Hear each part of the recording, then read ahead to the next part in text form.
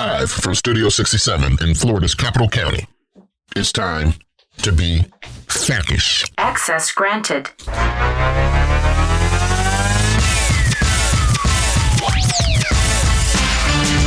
All right, good people. It is week 3 with a special edition of FACish. We're recording on Thursday in advance. We're busy, schedules, but very special edition because it's just me and the analyst. And I say analyst plural because now we have 3. Well, I've been hinting at this for the last 2 weeks. Jared has arrived and he's prepared to take over. He's in the middle cubicle. If you ever come visit FAC, but he doesn't have a phone. We got to work on that. You can't call Jared, but you call Sarah Shiloh. They'll pass the message. All right, let's get right into roll call. I'm gonna start with Shiloh. How you doing? I'm doing great. No complaints. All right, here's the question, Shiloh. Question of the week: who is your favorite lobbyist? You don't have to be scared. They're not here. They are not here, so don't worry about it. They're still gonna listen though. No, they might not listen. Who's your favorite lobbyist? All right, just because I work for him, I'm gonna have to say Jeff. All right, one vote for Red. Jeff the Red. Like he's a Viking. All right. Good afternoon, Sarah. Hey, Davin. Man, Good to see you. This answer's going to be interesting. Oh, Sarah, yeah. Who is your favorite lobbyist? That's an easy one for me. Okay. Absolutely 100% Eddie Labrador is my favorite lobbyist. Yes. No questions asked. Eduardo. One vote for Eduardo. All right, Jeff. Man, it's only day 2 for you. First, introduce yourself. Say hello to the people. Hey, how we doing, guys? Name's Jared Grigas. Happy to be here. All right. Who's your favorite lobbyist? Close call, but I'm gonna have to go with Bob McKee. Man, he is pretty smart. He is pretty smart. I think he might take the funniest lobbyist. Yeah. Dad jokes for the win. All right, everybody, I'm Davin. I am the Public Policy Director. And my favorite lobbyist. You guys want to know who my favorite lobbyist is? Oh, yeah. I do. All right, this is sort of easy for me, too. So technically, there are like 8 people registered to lobby. It's sort of tough between Ginger or Eric. Do you guys know Eric is still registered to lobby? Mm-hmm. Ginger really doesn't go to the Capitol anymore. Mm-hmm. So I'm going to go with Eric, even though Ginger's my boss. Eric is on par with Eddie with the passion and no notes, finger pointing, all this hand movement and all of that stuff. Eric testifies about once a year. Vacation rentals, right? Yeah. He's done. Eric's pretty good though, only because Eric, like Eddie, they've been doing this for like 1,000 years apiece. So, I'd love to see Eric up there. Yeah. Maybe we can arrange that Eric and Eddie like do a tag team. Mm-hmm. Yes. So It's a dynamic That duo. Kill a Bill right there. that would kill a bill. That would kill a bill. All right, before we go on, I'm going to go back to Jared. Jared, tell the people more. Like, where are you from? Born and raised in Tallahassee, Florida. I've been here for about 21 years of my life. Took a brief break when I was at the University of Florida for 4 years. Grew up in Knoll territory, but I made the right call. Man. Ooh. All right. That's fine. Yeah. We've got people that love it. I love all of Florida, so I don't care. So, all right. Are you excited to be working with us? I am. I came back, didn't I? All right. It is Sarah and Shiloh. Fellow Gators. Are they being nice to you? They treat me well. Okay. We'll see how long that lasts. Well, all right. You be nice to them. So I'm going to take their side for, you're on the schneid because you're the new guy. So Fair enough. You can do no right. And you're going to have to carry some boxes and some other stuff. Full hazing. Yeah. Never hurt anybody. But not hazing because it's a federal offense. It's called a schneid. Schneid is not in the logbook. Initiation. There we go. Man, you're going to be a perfect fit for Bob. Man, you guys are going to get along. So great. Bob would have his tie all the way up right now, too. Yeah. Me, Jeff, Jeff's in between. Me and Eddie don't really like ties and stuff. Bad boys of the team. Yeah. So, all right. First, let me ask Sarah and Shiloh. You guys gonna be okay with Jared so far? Oh, I think so. Definitely. All right. So, here's the reason I'm very excited. like with this test run special edition of the podcast, because it's just, we've been waiting like 5 years to have all three of you together. Took me that long. I mean, I should have just drove to Gainesville, right? Yeah, that's all you had to do. Feels like destiny. So we're going to see how long it lasts, though. But the whole reason why you're here, I know we're on this Gator thing, Jeff made it possible. Jeff was the very first analyst. And he went to Florida State. He's a big Seminole fan, too. Did you know he was in the honors program? I think I heard that somewhere. But you ask him, he'll remind you. Wasn't he valedictorian? No, he was. Jeff, if you listen, that was great earlier today when Jeff let us know he was in the honors program. But he got into UF, and he will remind you of that. Yes.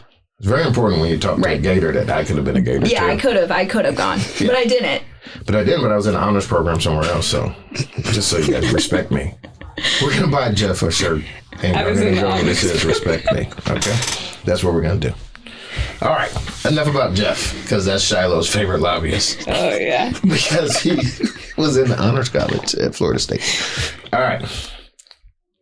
Sarah, I want you to set a good example for Jared. That's a pressure. Do you know what time it is, Sarah? It is rundown time. About to go down. All right, so first up this week, we had HJR 663 and House Bill 1399, Recall of County Officers and Commissioners by Rep. Williamson, was up in House Local Administration and Veterans Affairs Subcommittee on Tuesday. HJR 663 proposes an amendment to the state constitution to authorize the recall of county commissioners and officers, while the implementing bill, House Bill 1399, provides that any member of a non-charter county may be removed from office by the electors of that non-charter county. HJR 663 passed unanimously, while the House implementing bill passed favorably 11-3, and FAC waived in opposition to both of those bills. The Senate companions have not been heard, and a big controversial bill up this week was House Bill 943 and Senate Bill 1124, preemption of local government wage mandates by Rep. Harding and Senator Gruters. The bills prohibit political subdivisions from enacting, maintaining, or enforcing wage mandates in any amount greater than the state minimum wage or the federal minimum wage, which is currently set at $10 an hour, and it is moving up to $15 an hour in the future. And our very own Eddie Labrador and Miami-Dade County Commissioner Eileen Higgins testified in passionate opposition to the bill.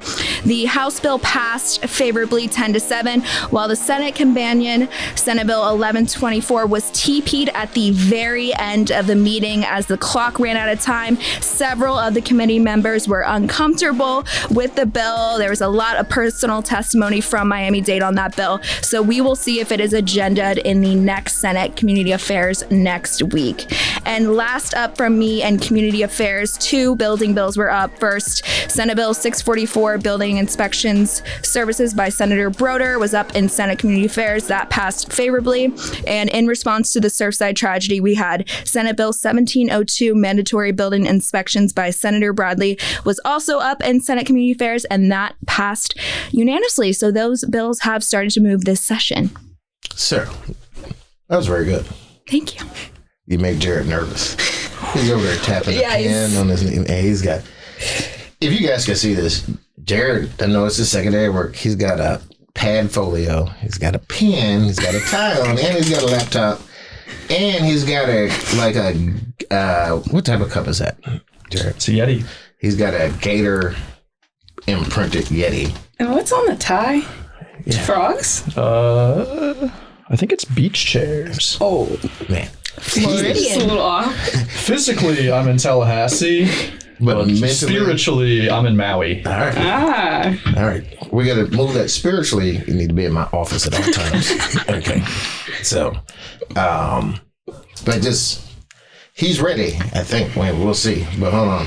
All right. Now, watch this. You heard Sarah. All right. Shiloh. Do you know what time it is? I don't know. I think so. I need a reminder.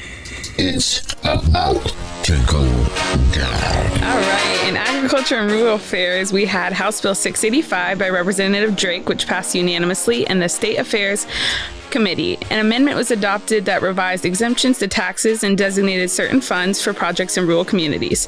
FAC did waive in support of this bill. In the world of broadband, Senate Bill 1800 was heard by Senator Boyd and passed unanimously on Monday. FAC opposed the bill and is strongly concerned about the eligibility and reporting requirements of the pole replacement program. FAC opposes $100 million for pole replacement without metrics to measure broadband deployment outcomes in unserved areas. Overall, the bill does not reflect a holistic, collaborative approach to expanding broadband deployment throughout unserved and underserved Florida. The Senate also heard Senate Bill 1556, Golf Course Best Management Practices Certification by Senator Gruters, which passed unanimously in the Environment and Natural Resources Committee.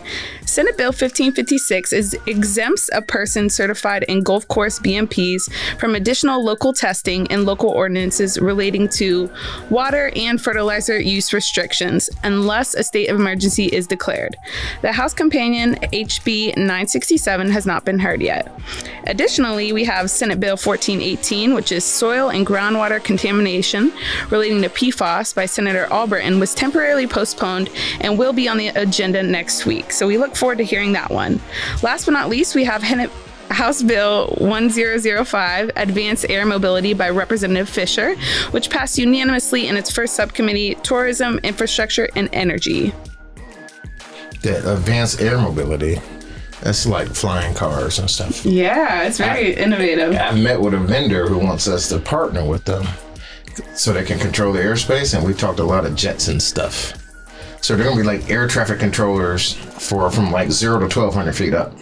Wow. Yeah, the feds don't control, the FAA doesn't control that space and giving it back to us. So we are on the way to like flying cars and stuff. So does that mean you're going to be one of the first people out there? Yeah, maybe.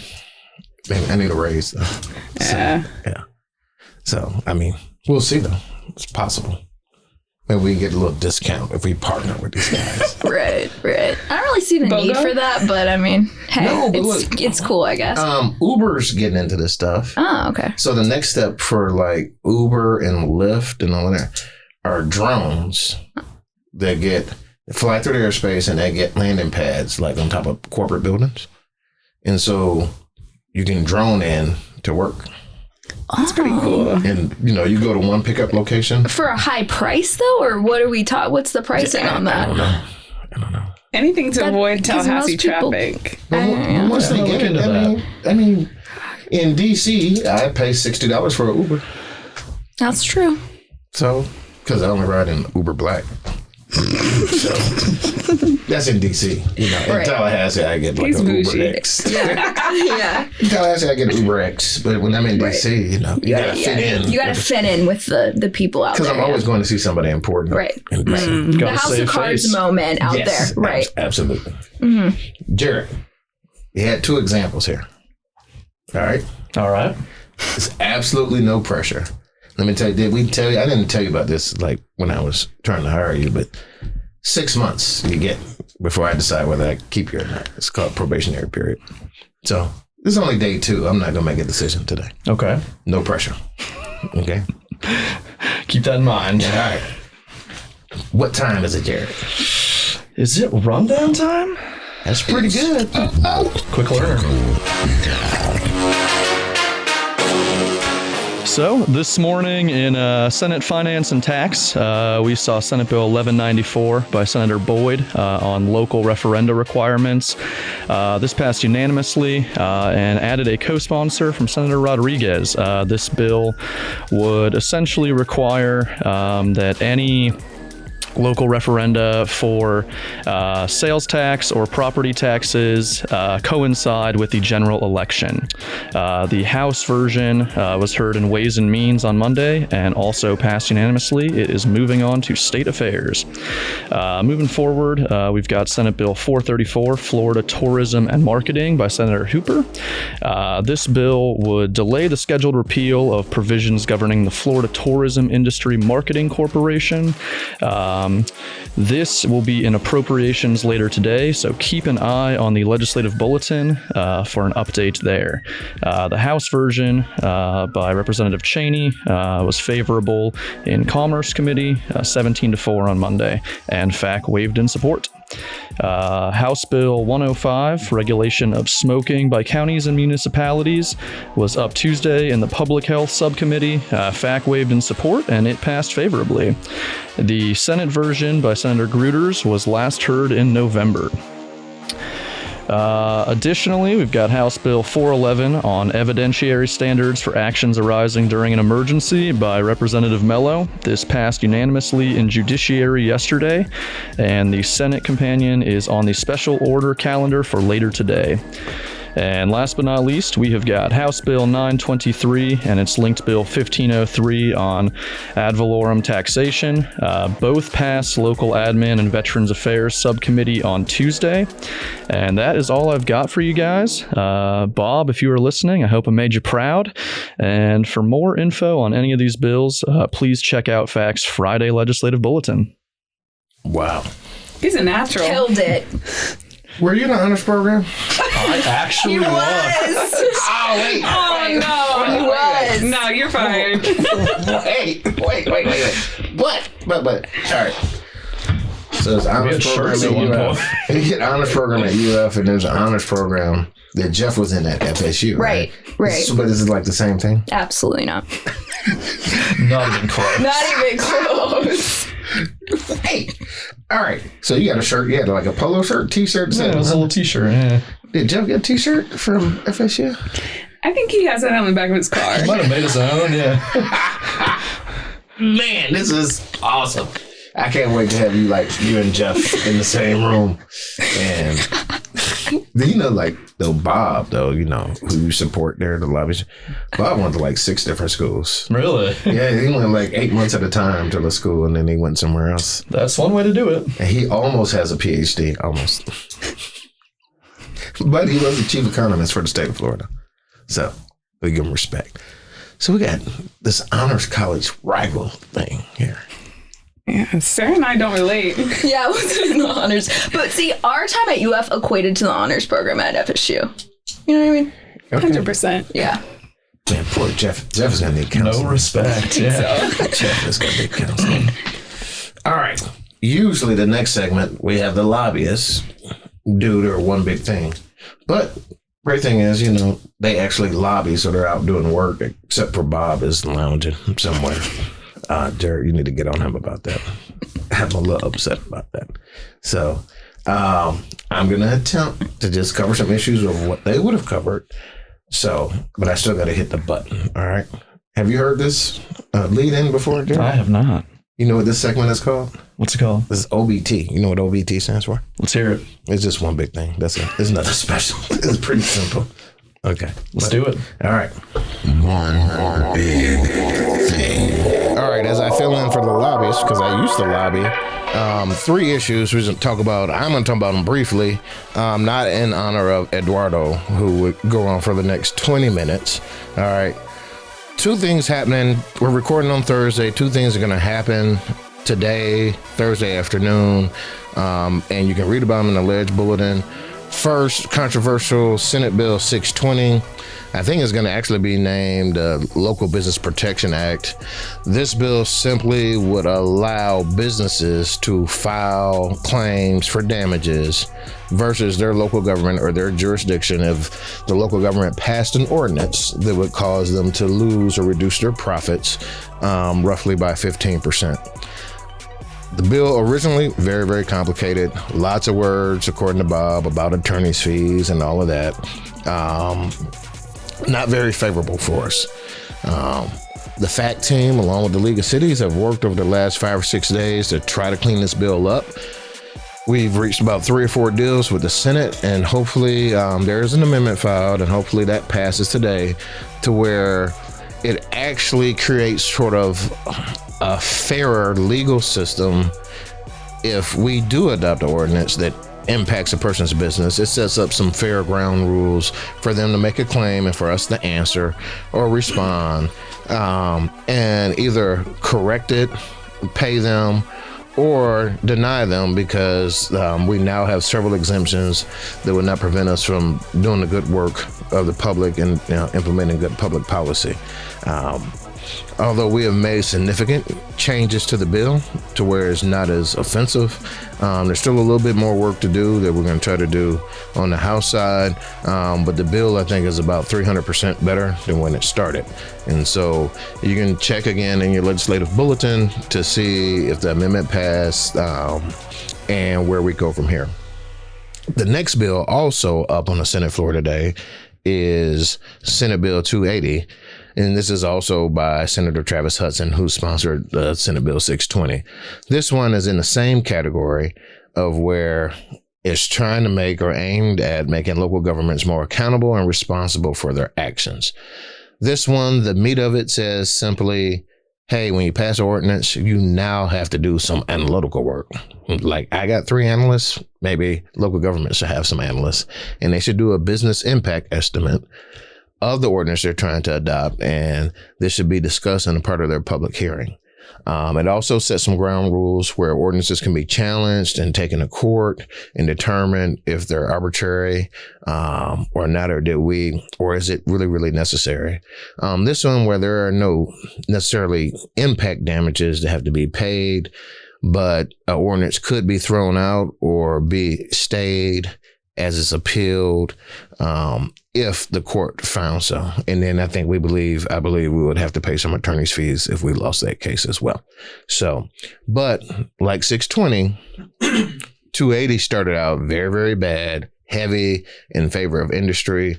We work with Travis Hudson and Senator Pasadoma, who's the president designate.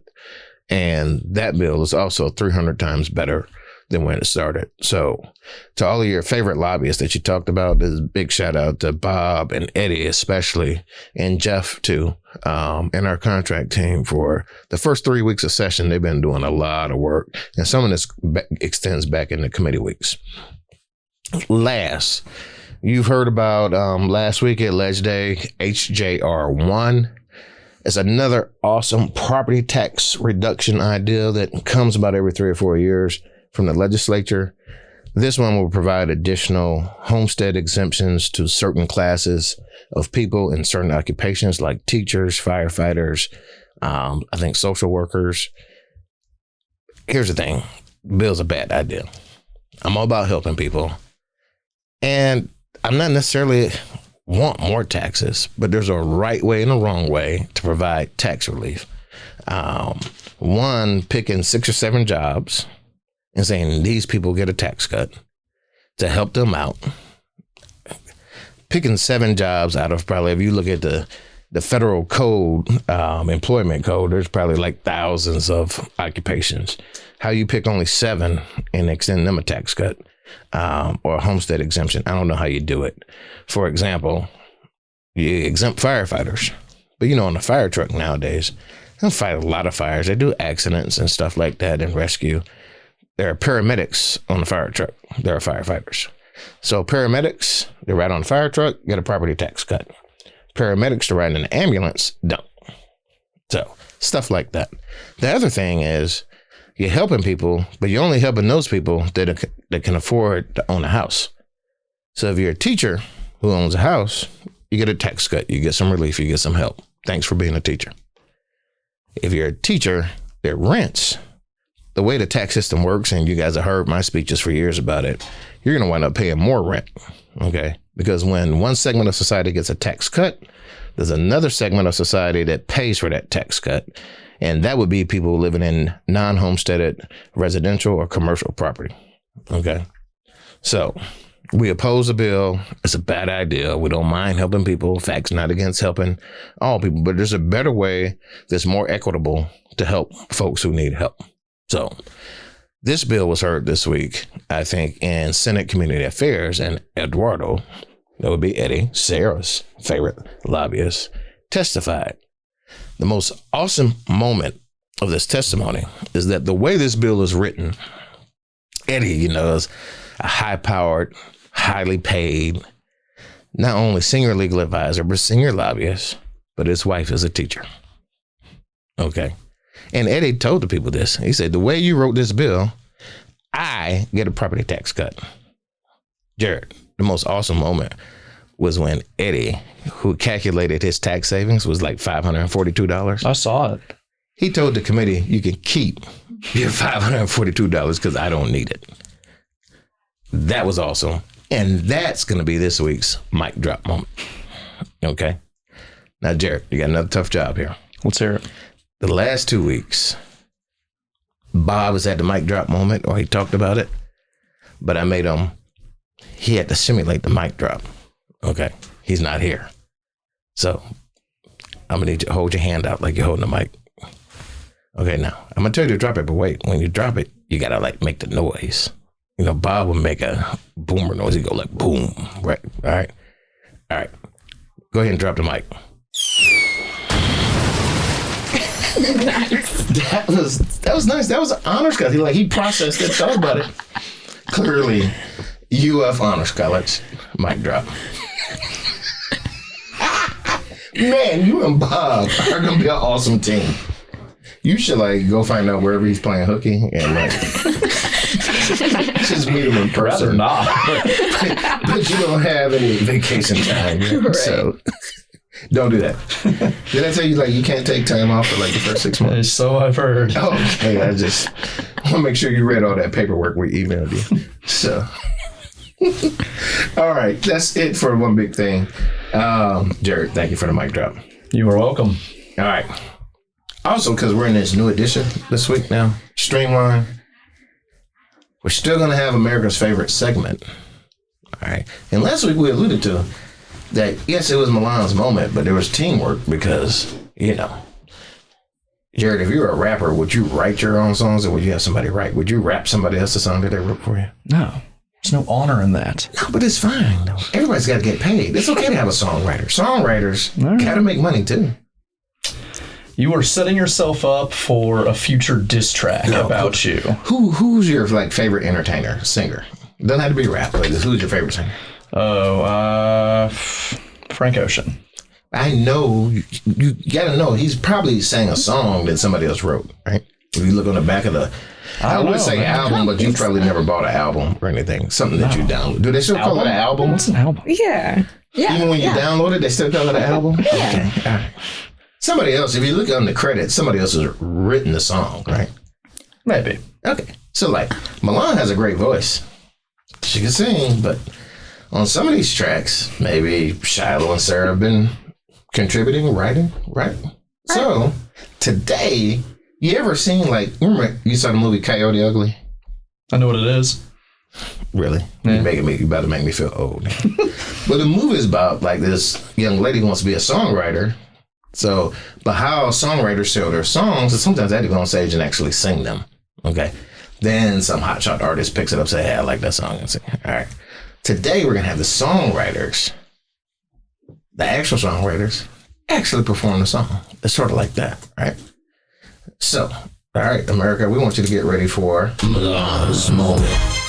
Beautiful analogy, Davin. Back to my roots with the data point this week on Florida's entertainment industry. So over the past decade, Florida's entertainment industry has created a hub for innovation and economic development. And over the years, both the state and local governments have created their own incentive programs to stimulate the growth of entertainment industries to compete with some of our other states like Georgia and California. So 3 programs: Florida's Entertainment Industry Financial Incentive Program, Florida's Entertainment Industry Sales Tax Exemption, and lastly, some of our counties, including Duval, Hillsborough, Miami-Dade, Palm Beach, Sarasota, and Pinellas, have their very own Florida local entertainment incentive programs. Yeah, so Film Florida actually predicts that Florida has missed out on $1.5 billion in the film, television, and media business since the Florida Entertainment Industry Financial Incentive Program expired in 2016. So as a result, this session, we have 2 bills proposed to create a new film incentive program to support the new industry. And these include Senate Bill 946 and the House Companion 217. So keep an eye out for those, and hopefully we can get some help back into the entertainment industry. Man, that's pretty good.